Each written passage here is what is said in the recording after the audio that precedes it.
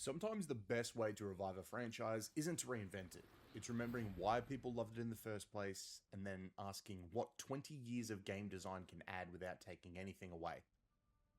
For a long time, Onimusha felt like one of Capcom's forgotten children. Resident Evil evolved, Devil May Cry became an institution for a while, Monster Hunter exploded into one of the biggest franchises on Earth not that long ago.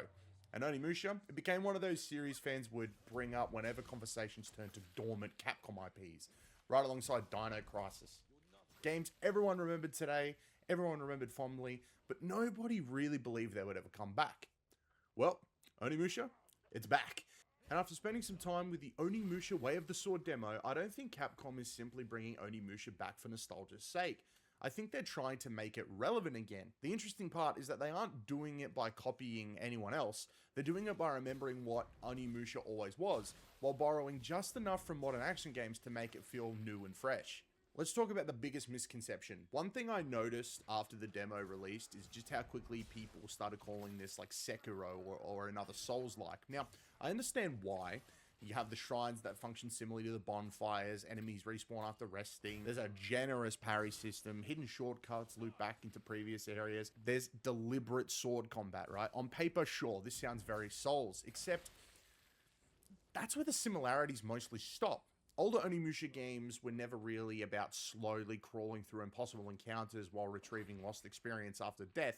They were fast-paced action games with survival horror DNA.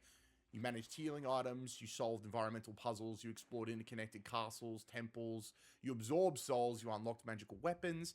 The identity wasn't punishing difficulty, it was stylish samurai combat mixed with an adventure game exploration. Way of the Sword understands that distinction surprisingly well, making this feel like Onimusha. So if you've played Onimusha Warlords, Samurai Destiny, or especially Dawn of Dreams, something immediately feels familiar. Not mechanically, emotionally. Musashi still carries an Oni gauntlet. You're still carving through Genma, souls still spill out of defeated enemies, absorbing them still feels satisfying. The world is still this eerie blend of historical Japan and supernatural horror. Even the pacing feels very familiar. Older Onimusha games never felt rushed. Rooms existed for you to breathe, to explore, to discover those hidden upgrades, to solve puzzles before another combat encounter. Way of the Sword follows the exact same rhythm. It's mostly linear, but constantly rewards your curiosity. Hidden paths, missable areas, items tucked behind optional encounters. It feels remarkably old school, but old school in the best way possible. But combat is where everything changes. This is where Capcom deserves some real credit, because they could have made another Devil May Cry or just blatantly copied Sekiro. Instead, they built something that feels like neither. The first thing you'll notice is the controls. Instead of mapping attacks traditionally, the default layout puts block and parry on square, triangle and circle become your primary attacks, and at first it feels very strange, I have to admit, but after a while it just clicks. Capcom actually gives you two layouts, an offensive layout that encourages aggressive swordplay, and a defensive layout that resembles more traditional action games, and that alone says something interesting. They're acknowledging that different players approach combat differently. They're designing around preference instead of forcing one philosophy. Now, this isn't a parry game, which is probably the biggest surprise. Marketing makes the parries look incredible. Social media clips make it seem like the game revolves around them, and it doesn't. Yes, the parry window is generous. Yes, perfect deflects look unbelievably sick. The cinematic camera, the sparks, the impact, some of the best sword clash animations I've seen in a game in years. But they're only one tool. You also have a standard block, two dodge options, you can deflect, blade clashes, which are also incredibly cool, grab reversal, secondary weapons, manual soul absorption, multiple attack strings. And I know all of this sounds super overwhelming, and honestly, it kind of is initially. But here's where Way of the Sword surprised me. Games with lots of mechanics usually have a problem. Players feel obligated to master everything immediately. Think about something like Sekiro. There's a right answer. Learn perfect deflect timing. Everything evolves around posture. You either understand the system or the game punishes you. Onimusha doesn't really work that way. Instead, it lets you specialize. Perfect dodging? Go for it. Love perfect parries? Go for it. They're incredibly rewarding. You want to play more aggressively? The game supports that. More defensively? That's also viable. The systems complement one another rather than replacing each other. That's the subtle distinction, but it's a huge one. Sword fighting also actually feels like sword fighting. One thing I absolutely love is the weight. There's no stamina bar, you can attack whenever you want, but every swing demands commitment. Light attacks can still carry heft. Heavy attacks genuinely feel dangerous. Animations have lengthy startups, but recover naturally into combos when you're not flailing wildly. You're choosing each strike. Then something really clever happens. Enemy swords just don't absorb damage. Sometimes they meet yours. Repeatedly mashing one attack button causes the enemy to match your rhythm. Sword clashes erupt. Neither side will gain ground. To break through, you have to vary up your attacks. There's such an elegant anti-button mashing mechanic, not because the game tells you to stop spamming, but because the enemies naturally adapt, and in a way, that's freaking brilliant. And the boss fight totally sold me. Gunryu is exactly the kind of boss I was hoping the reboot would have. He's difficult, but not unfair. When the fight begins, everything matters. Block, parry, dodge, counter, your positioning. Yet mistakes don't instantly spiral into death. Unlike many modern action games, one miss input doesn't usually become a 15-hit combo. You have room to recover. That creates something surprisingly rare. The fight has a rhythm, not panic. All right, let's talk mechanically, right? So yes, there's Soul's influence.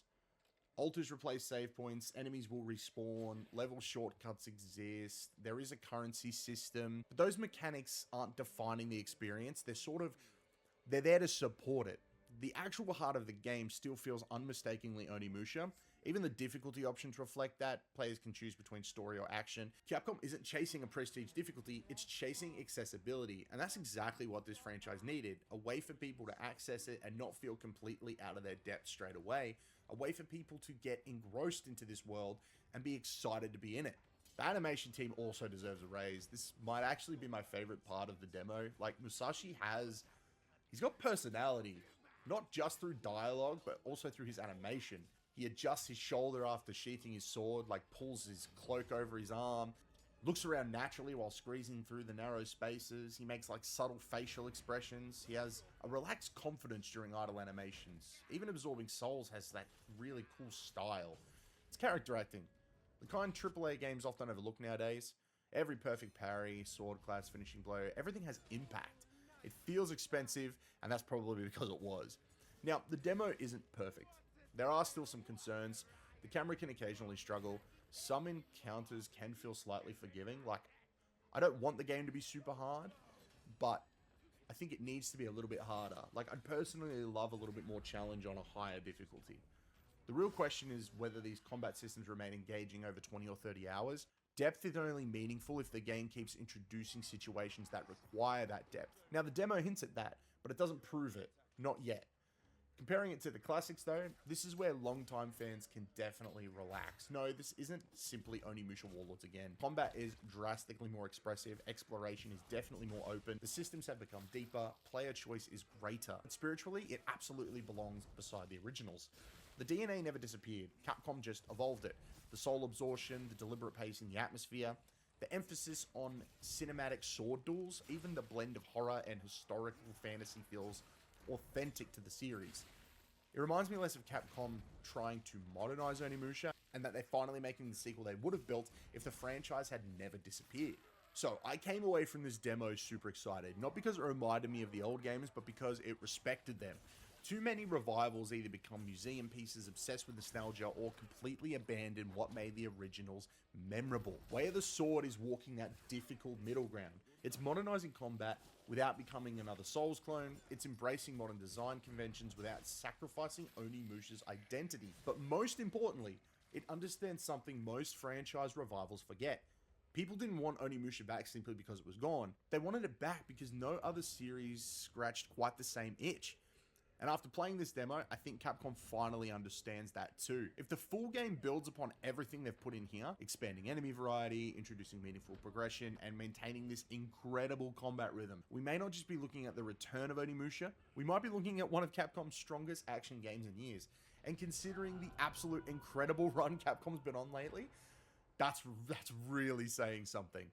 So definitely go out and check out the Onimusha demo if you're still sitting on the fence. Whether you're a new fan or an old fan, I think you will get something out of this. Definitely check it out. And I, for one, cannot wait to jump into Onimusha Way of the Sword when it drops September 4th. And I'm just really looking forward to getting my final review out for this game. But that is going to do it for me, guys. Thank you so much for watching. If you enjoyed, please remember to like and subscribe. It's free to do and it really makes me feel good and I would really appreciate it. Look forward to more reviews and videos like this on the channel soon. Until next time, may all your games be good ones and I will catch you guys later on. Bye, everybody.